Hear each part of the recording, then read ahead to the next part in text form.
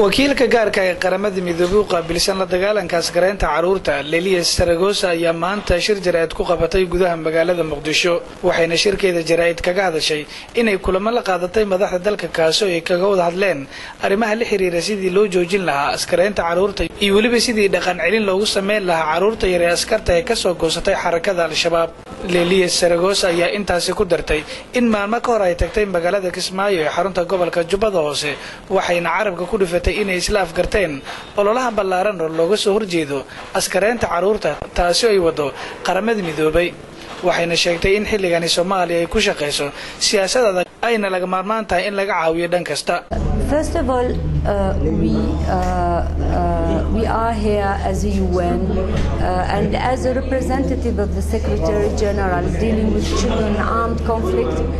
As you know, Africa is maybe the continent where the population of the children population is the highest in the world. This is also a continent that is facing great challenge.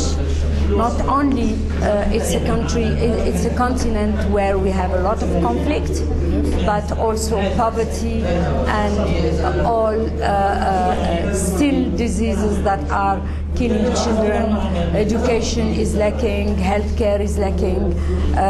So it's a continent that we as a UN have a responsibility to focus on, because it's become, when you have a whole continent that is facing so big challenges, it's become a threat for the rest of the world.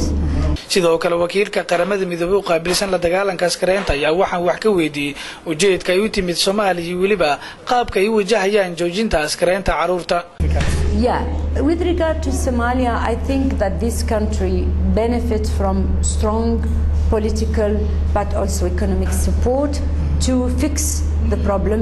It's a country where you have a force, the African force, you know, the AMISOM fighting alongside with the Somali troops.